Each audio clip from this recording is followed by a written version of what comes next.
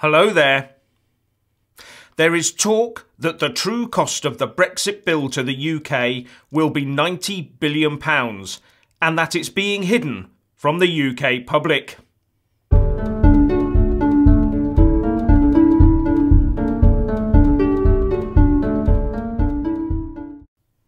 A story surfaced in the German newspaper Die Welt that the true extent of the Brexit bill will be £90 billion, with smug Eurocrats boasting that Theresa May and Michel Barnier had fooled the UK public with financial acrobatics to hide this true cost from them, making out it would be less than half this figure. UK negotiators were stunned after Eurocrats briefed German media that the tab will actually reach £90 billion. Senior EU officials boasted that they managed to pull the wool over British taxpayers' eyes with mathematical acrobatics, said The Sun. The UK side, though, insists that the agreed figure of £35 to £40 billion still stands. Back in December, the total UK commitments had been put at £90 billion, and negotiations had taken that down to the £35 to £40 billion ballpark, but the EU is still refusing to either confirm or deny that figure.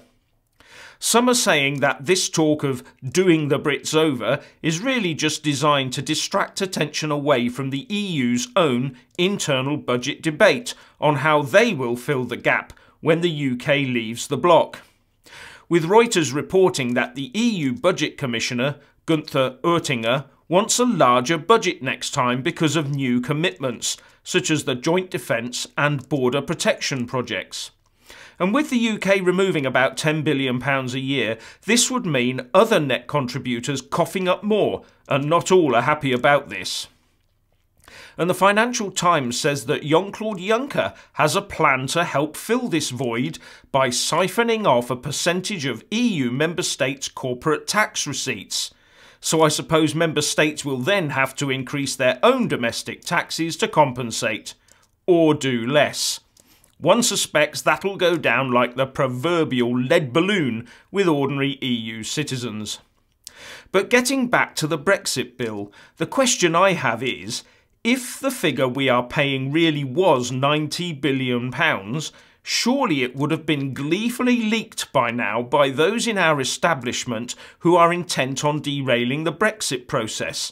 You know, like the Brexit forecasts were. Anyway, Boris Johnson's speech yesterday has been greeted with approval by many on the Leave side. The Brexiteer Tory MP for South East England, Daniel Hannan, called Boris a Tigger among Eeyores, who was right to make the positive and uplifting vision of Brexit. And Janet Daly, writing in The Telegraph, said that the Foreign Secretary was spot on in making a speech laying out his vision of our exit from the EU, and that any lack of detail was understandable given where we are at in the negotiating process. What Boris offered, she said, was an idea of the philosophical foundations, the moral justification and the economic logic on which Brexit is based. Then we have Rod Liddle in The Sun, who said that, with all the toing and froing in the talks and the party splits, etc., one could be forgiven for doubting that Brexit would ever happen. In an article headed, "Brexit isn't about limping towards the exit, it's about marching through the door to freedom," he said, "But at last there's a reason to be cheerful. Our Foreign Secretary, Boris Johnson, has just made the best speech of his political career."